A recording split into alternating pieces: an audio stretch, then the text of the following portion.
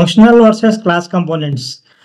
ఈ రెండిటి మధ్య డిఫరెన్స్ చూసినట్టయితే ఫంక్షనల్ కంపోనెంట్స్ అండ్ క్లాస్ కంపోనెంట్స్‌కి definition JavaScript function that returns JSX. Functional component ఏం చేస్తుందంటే జావాస్క్రిప్ట్ ఫంక్షన్ అనమాట. ఇది డిఫాల్ట్ మనకు తెలుసు జావాస్క్రిప్ట్‌లో ఫంక్షన్ ఎలా ఉంటుందో సేమ్ జావాస్క్రిప్ట్ ఫంక్షన్‌లా ఉంటదనమాట. కాకపోతే ఇది ఏం చేస్తదంటే జేఎస్ఎక్స్ రిటర్న్ చేస్తది. జేఎస్ఎక్స్ అంటే మనకి హెచ్టీఎంఎల్ లోపల జావాస్క్రిప్ట్‌ని మనము రాయటము. అండ్ దీంట్లో క్లాస్ కంపోనెంట్ చూసినట్టయితే ఇది ES6 యొక్క క్లాస్ అనమాట.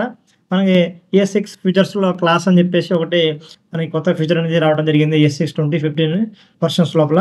అయితే దాని క్లాస్‌ని యూజ్ చేసి మనము ఏదైతే కంపోనెంట్ క్రియేట్ చేస్తామో దాన్ని క్లాస్ కంపోనెంట్ అని చెప్పేసి అంటారనమాట. సేమ్ అలాగా. నెక్స్ట్ స్టేట్‌లో చూసినట్టయితే ఇక్కడ ఫంక్షనల్ కంపోనెంట్‌లో మనం హుక్స్‌ని యూజ్ చేసి స్టేట్ మేనేజ్మెంట్ చేయడం జరుగుతుందనమాట. అంటే స్టేట్ మేనేజ్మెంట్ చేయడం అంటే ఏంటి? జస్ట్ స్టేట్‌ని మనము డైనమిక్‌గా అప్డేట్ చేయటము, డైనమిక్‌గా యాడ్ చేయటము, డిలీట్ చేయటము, ఏదైనా సరే ఎడిట్ చేయటము, డైనమిక్‌గా స్టేట్ అంటే డేటాని అప్డేట్ చేయడం అంట. దాన్ని ఇక్కడ హుక్స్ అనే కాన్సెప్ట్ ద్వారా ఫంక్షనల్ కంపోనెంట్‌లో మనము చేయడం జరుగుతుంది. అదే క్లాస్ కంపోనెంట్‌లో అయితే మాత్రము this dot state and this dot set state అని చెప్పేసి మనకి ఈ యొక్క కాన్సెప్ట్‌తో మనం స్టేట్‌ని అప్డేట్ చేయడం జరుగుతుందనమాట. నెక్స్ట్ లైఫ్ సైకిల్ మెథడ్స్ అని చెప్పేసి ఒక కాన్సెప్ట్ ఉంటదనమాట.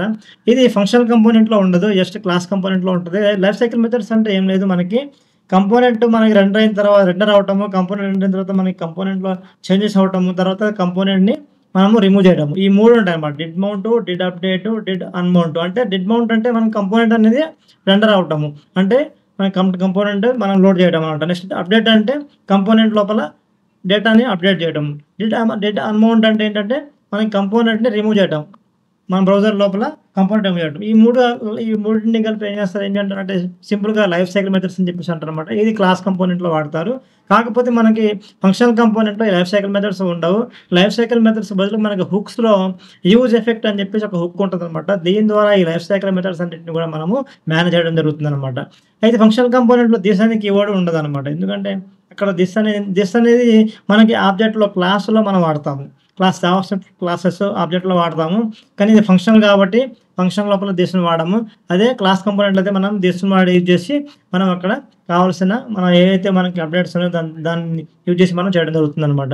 ఇలాగా ఫంక్షనల్ అండ్ క్లాస్ కంపోనెంట్‌లో మనకి మెయిన్ డిఫరెన్సెస్ అనేవి ఇలా ఉంటాయి. కాకపోతే మనము ఎక్కువ 99% ఫంక్షనల్ కంపోనెంట్స్‌ని యూజ్ చేసి వర్క్ చేయడం జరుగుతుందనమాట. క్లాస్ కంపోనెంట్స్ అనేవి అంతకుముందు ప్రీవియస్‌గా మనకి హుక్స్ అనే కాన్సెప్ట్ రాకముందు మనం క్లాస్ కంపోనెంట్స్ వాడేవాళ్ళము.